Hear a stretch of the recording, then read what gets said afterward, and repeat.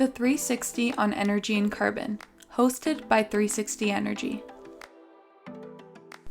On today's episode, we are joined by Craig Stewart, Vice President of Federal Affairs at IBC. Craig Stewart leads national work on disaster resilience and climate change at the Insurance Bureau of Canada, also known as IBC, the industry association representing the property and casualty insurance industry in Canada. IBC's members employ over 122,000 Canadians and paid out $9.8 billion in property claims in 2016, primarily due to severe weather and wildfire. Previous to his work with IBC, Craig directed the Ontario Bureau and Arctic Program for WWF Canada, handled pandemic liaison, trade liaison, and humanitarian donations for GlaxoSmithKline Canada. He directed a $60 million federal, provincial, territorial program at National Resources Canada to elevate the Canadian geospatial industry. Craig holds a Master of Science from the University of Calgary and a Bachelor's of Arts in Political Science from the University of Toronto. He is the author of 2 atlases on the Rocky Mountains of Alberta, British Columbia, and Montana. Now let's get into the episode with Craig.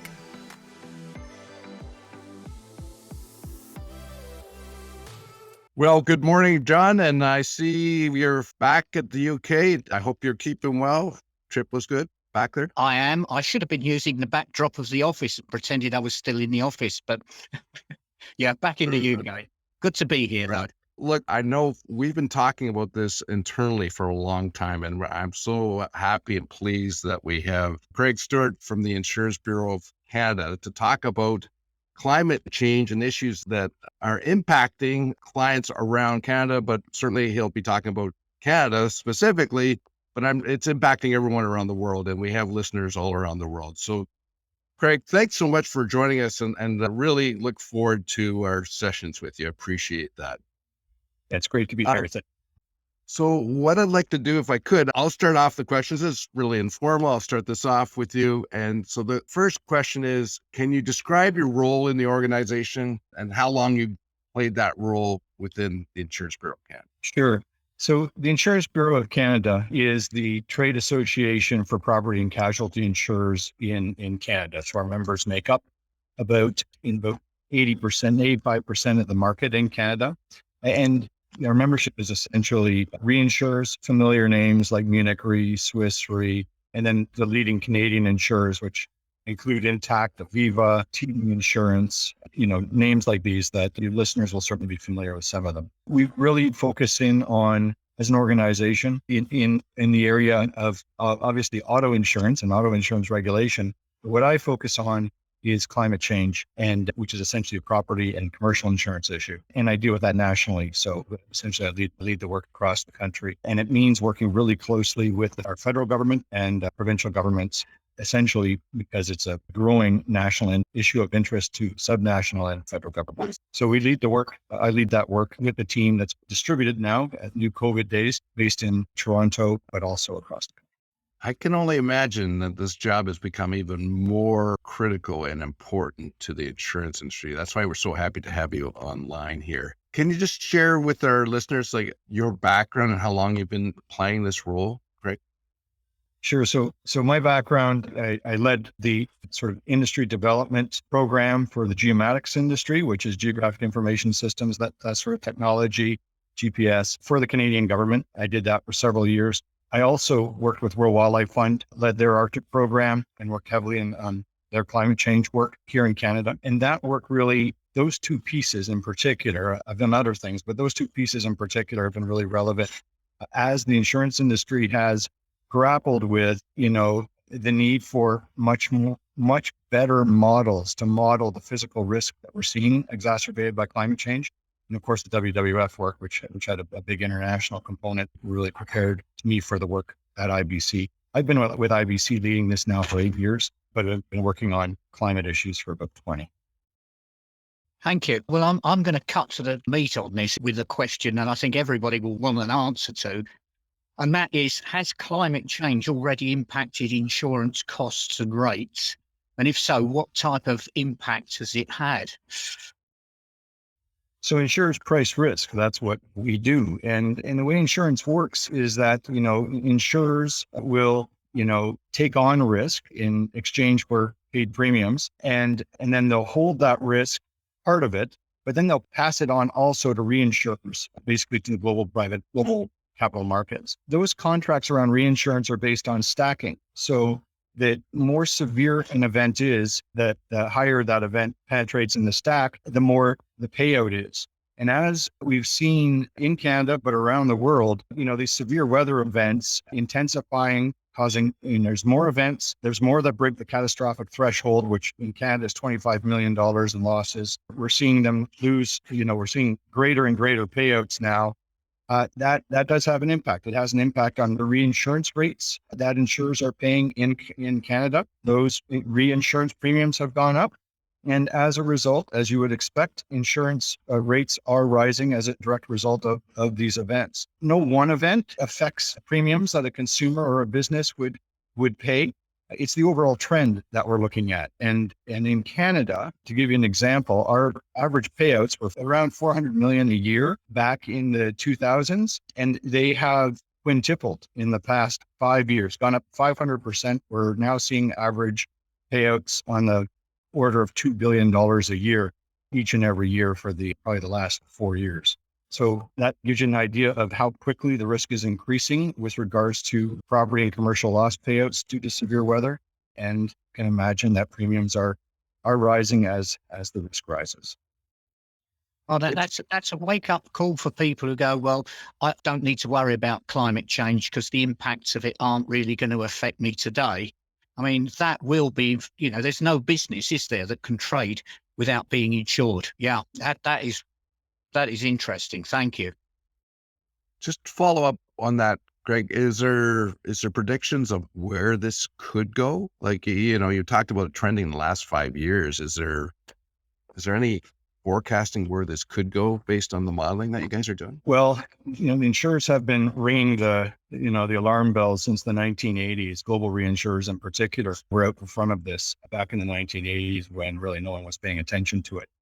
The models forecasted, increasing as you have more heat energy in the upper atmosphere and lower, and then lower down, you end up with, much stronger storms, essentially. So you've got more convective energy to play with, and you end up with these growing events. Our modeling showed that would happen. The only surprise has been it's played out a lot quicker than we expected. In Canada, the fact that we had a Lytton, BC hit 50 degrees Celsius, which was by far shattered the heat record for anywhere in Canada. Those type of temperatures had only been recorded in North America, in the southwestern US previous to that. Now they're happening in Canada. And then that town burnt to the ground 4 days later. That really, I think, was a wake up call for most of the Canadian population. But for insurers, it was the floods that happened in 2013 in Calgary that were probably the seminal event, where widespread flooding and losses as a result of that event in downtown Calgary basically said we need to rethink how we're addressing these issues, because our models were showing, and international models were showing, that wasn't a one-off, that things are only going to get worse from there. And so that has obviously had an impact on how we think about these. So picking up on this, what areas of insurance are being hit the hardest? For example, is it flood? Is it fire, loss of production? Is there information you can share with us on which ones are being hit the hardest? So really, it's all of it. So, and for different reasons. So I'll give you an example. We had a hailstorm in Calgary, 20-minute hailstorm in June of 2020 that resulted in 100,000 claims and $1.4 billion in losses in 20 minutes. That is an type of event that you just can't defend against. There's not a lot that you can do. We just hope that we can diversify those types of events and maintain hail insurability across the country, because they're not going to happen that often with that intensity. Flood is a very different one. Flood is one where we can predict where it's going to happen. For the most part, people love to live near water. And so we've got probably about close to 1 million residences on floodplains in Canada, which is about 10% of our building stock, of our residential buildings. And we know they're in harm's way. So those are ones that are predictable, and those are the ones that haven't been, frankly, insurable from overland flooding, but we need to work to figure out how to make them insurable. And then fire is very different. Fire, the insurance industry grew up around fire. It was designed to deal with fire. Our emergency response in Canada is very good at trying to limit property damage from fire. We don't have a lot of direct casualties, but we have secondary issues, which is smoke inhalation, which is more an issue for the life insurance side of things. And that's growing. It seems like wildfires in my country, in BC, as with California, seem to be annual events now. And so people are used to it. They call it summer smoke season now in British Columbia and Vancouver. So all of those are hitting everybody hard, but in different ways. And then I would say that the one area that there hasn't been enough focus on or understanding of is the effect on business losses, business continuity losses as a result of these events. And, we have a really crystal clear example. Back in 2019, Lloyd's of London did a rationalization exercise where they were losing money around the world, and they decided to pull out of the Canadian commercial insurance market. They were the largest single insurer in Canada, but the losses, and in large part, it was climate-related losses. It was severe weather event losses that were driving their numbers down in Canada. They pulled out. So what happened was we ended up with a commercial hard market in Canada, just as we entered the pandemic, where business owners, particularly small business owners, simply could not get insurance. Tourist operators couldn't get commercial insurance. It was a result of this interplay. The regulators were up in arms with our industry, saying what's going on. And it had to explain it actually had nothing to do with the pandemic. It was a cyclical event that happened, and it was a direct result of one big insurer pulling out of the Canadian marketplace. And that was in part, we had a forensic done by Deloitte. It was in part due to the climate losses that Lloyd's had experienced. So these interplays aren't very well understood, why a small tourist operation can no longer get commercial insurance. There is a link to climate change and the trends that we're seeing. And we'll probably see more of that as these losses continue. Now, just to reinforce what you've said, there's a client that we worked with in Toronto. It's in the automotive parts, and they had to close their plant down for flooding 1 year. And a year later, there was an ice storm. So it shut down all there was problems with the distribution, the transmit, and they had to shut down for 3 days. That was one plant. Now that's exceptional, and not all plants face that, but it's interesting what you just described, how that's impacting the insurance industry and how that could impact clients going forward. Can they get insurance and what the cost will be? So thank you for that. Yeah, I want to sort of follow up on that. You've partially answered the question I was going to ask, but I'm still going to, I'm going to reframe it slightly. And I'm going to pick up on some of the things that you said there, sort of putting a bit more of a different bit of geography on it. Where I live, we are close to the River Severn, and the River Severn in the UK has had a record of breaking its banks on a number of occasions. And it's interesting what you said, Craig. People like to live by water, and they like to live by riversides. They like to have businesses there. And the situation that we've had is that the frequency of the flooding from the river has increased. We've also had the thing that our Environment Agency have been, if you like, trying to do flood alleviation works and flood protection works. And that gets in itself very interesting because they start at the most at risk parts on the river. They flood protect that, which then does a very good job of moving that water further down the river and creating another problem there. And funnily enough, when you get to the city of Worcester, there's a horse racing course there, and that has been left as one of the places where all this water will go to. And just as a side issue, in dealing with this, a friend of mine was chief fire officer with the Fire and Emergency Service. And when Worcester was flooded 1 year, somebody said to him, why can't you take the fire engines and pump the water out of the city back into the river? He had to explain to them that the water had actually come from the river. Anyway, so we've got this thing going on. As a result, the insurance industry here has said to both businesses and residentials that they will not provide flood cover or various degrees of cover.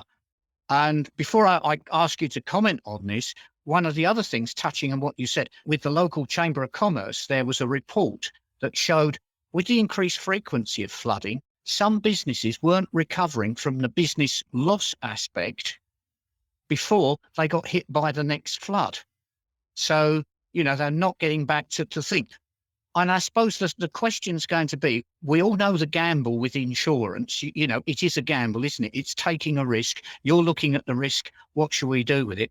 But are we going to see certain risks or certain geographical areas where insurers will end up saying no, or will it just be that you will have such high premiums in those areas that you're sort of persuading, if you like, your customers to move somewhere else?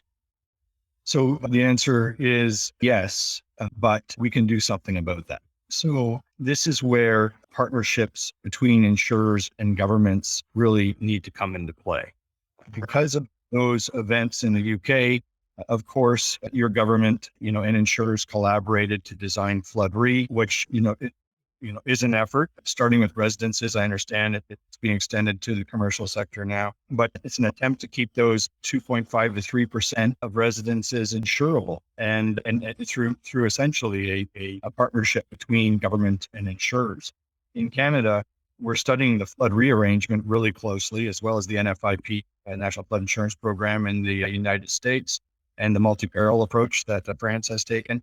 And we're trying to design a bespoke partnership that will work in Canada. So we know that there are about, roughly almost 10% of residences in Canada that are uninsurable now. And our members, almost all of our members will not insure in those areas. There's a couple that will, but they'll price the premiums really, really high. So for those areas, we are currently in a very close partnership, frankly, with the federal government to design a program which would offer a customized flood insurance product to high-risk customers and would be operated and administered by the insurance industry, but would be backstopped essentially by governments. And that's the key. Right.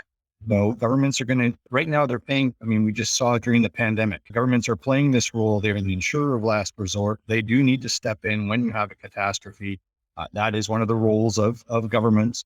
And essentially backstop. We now need to apply that to uninsurable or less insurable risks in the climate space. Flood is the obvious one to start with, and we are also going to see it, there's a question of wildfires in California. Right now, it's still insurable. Insurers are still insuring wildfires in California as they are in Canada. We don't see that changing in the near term at all. But there's hurricane risk where there's concerns in the U.S. along the Gulf Coast. Some areas there are frankly not insurable at this point. And so this is where these partnerships really need to come in, and where the private sector really does have a role in collaboration to solve a mutual problem with both national and subnational governments. Can I just put a supplemental on something that we haven't talked about? But I think a lot of people, I'm thinking when people certainly buy residential insurance, they often go out and they're buying it on price. We have in the UK, we have price comparison websites. Is there a danger for people that going out and just buying insurance on price, they don't know what they're getting their cover for? So insurance literacy generally is terrible. People don't read policies. If they read them, they don't understand them. If they don't understand what they're covered for, that ends up obviously causing problems when a claim comes in and it gets denied because they didn't pay for the coverage to begin with. Yeah. And so, raising insurance literacy, particularly around complicated areas like water, what is covered when water comes in your house and where it came from? Did it come from the roof? Did it come from a backup of a sewer system, or did it come through your windows, doors as a result of an overland flood? And in one event, all three of those things can happen, and what damage was caused by what. So it's complicated. And so understanding that you have comprehensive coverage against all of those items is quite important. And if you're cutting corners from a premium perspective, it may come back to bite you. But there's a role of insurance brokers and insurance agents in trying to ensure that their customers understand the implications of not taking. I can't put it all on the consumer. We all have a role to play to make sure that information gets across to them. And we would say that it's also not just insurers, but when it comes to climate literacy, climate risk literacy. Banks have a key role to play. The mortgage lenders who also are exposed, should be at the time of mortgage renewal, being able to convey to customers, this is your risk area, right? And in this country, in Canada, we're looking at, well, maybe you can give mortgage premium incentives to help people to get them to protect themselves. Realtors have a huge role to play, disclosing risk at the point of transaction on realty websites. If we have a walk score that's used, as far as being able to walk to grocery stores, we have residences. So in the US, real estate online systems, in Canada, they have that. We should have climate scores. We should have something similar that says this house is in a floodplain, and disclose. Realtors may balk at that, but when they actually dig into it, there's a real growing liability issue in transacting a house that has undisclosed risk. And so it's actually better for them to disclose it in some systematic way. So I'd say that the point that you're getting at, John, with regards to risk literacy and making sure that people understand the risk of the home that they live in or the business type that they work at, there's a number of levers, points of contact, whether it's government or different, banks, insurers, realtors, and we need to kind of use all of those levers to get that risk information to the consumer. Yeah, it's interesting you say that, the literacy thing. You might have, Dave and I both, I think, smiled when you mentioned literacy, because we believe there's not enough energy literacy, climate literacy, carbon literacy. All of these things, people they're not concentrating on it in the right way. And I think some of it is that I think there's an element perhaps of fear. I think with insurance, I know I've talked to some people, the argument they often have is, well, it might not happen anyway, so it doesn't really matter what level of cover I've got something in place, which is a sort of slightly bizarre way of going around it. But I think you're right. And perhaps there's a role for more coordination in the literacy that we can, that we should all be bringing out the same examples and trying to raise awareness in a similar, well, maybe we have to raise it in a different way, because then somebody will listen to one of them. I don't know the answer there, but I know we've got to do more about it. At the end of the day, we all need to be working on it. Sorry, Dave, go ahead. No, I was just reinforcing exactly what you just said, is that for today, this discussion is an example of trying to bring people up to speed of really what's going on, because I don't think many people truly understand. Like when we deal with clients and we talk about climate change, and then we're interviewing them and asking them, okay, so what impact does it have? And many sort of, they struggle with that, how it's impacting. And then all of a sudden we speak to their controller or their CFO, and they go, well, actually insurance costs have gone up through the roof. But that information isn't understood or shared with other people. And I think the more knowledge, the more literacy that we impress upon people, I think it's going to certainly serve us well. And I'm hoping this podcast certainly is one of the little vehicles that can be used. Craig, this is the last question for this session. And is based on what we've covered today, what do you think is the biggest takeaway for our listeners on what has been addressed in this podcast? The insurance industry isn't going anywhere. Insurers are capitalized for these risks. This is the role that we play, is to help consumers and businesses when these events happen, help them get back on their feet. We're not going to withdraw from certain geographies, because of these risks. In fact, and that would be easy to do. We could just say, nope, wash our hands, say we're not going to insure in floodplains anymore. But instead, what we're doing is trying to find solutions actively for people that live and work in those areas. So that's why, we just need to sort of buckle down, work closely with governments, as they have key role to play in backstop risks, and find solutions together to make sure that no matter where you live, you can be financially resilient. And I mean, this is what insurance is meant for. It's a very important tool, and it's just making sure that we deploy it appropriately given these increasing risks that we're facing. So that would be the key takeaway for the listeners, is that insurers are still going to be there. It's just a matter of structuring it so that the risk is frankly spread out more and not borne by any one entity. Understand. John, how about yourself? Do you have anything that you want to Yeah, I think the thing that came clear to me, I came into this podcast being aware that there was an issue and something would do. But I think your figure of how you've gone from 400 million to 2 billion in payouts because of climate related issues. I think, anybody who wants money put against the climate change issue, I think that's a really powerful message. And the logic has to be, doesn't it? Somebody has now got to pay for those payouts. And that means premiums will go up. And I'll add, I recognize that the insurance industry, we're very thankful that they're around to be helpful. But clearly, as you said, the federal government has to backstop this. And so that's a cost that we're all going to pay in some fashion. So we as society do need to start taking action on this. And I'm looking forward to our next session because we're going to address that in our second podcast. But it's been really, the information that you've shared, Craig, has been fascinating. And the other thing I want to say that you've conveyed to me is we really need to collaborate and work, not in silos, but work, like you were saying, the insurance industry is working with the federal government, the financial institutions have to be involved, and other people need to be involved. So we need to get the message out. So thanks again for your time today, and we'll look forward to our next podcast. Yeah, thank you, Craig. Thank you. That's all for today's episode of the 360 on Energy and Carbon podcast. Thanks for listening. Make sure to check us out on our website at 360energy.net and follow us on LinkedIn at 360 Energy Inc. Tune in to our podcast on Apple Music, Spotify, Anchor, or other listening platforms by searching the 360 on Energy and Carbon. You can watch the video recording and subscribe on YouTube at 360 Energy Inc.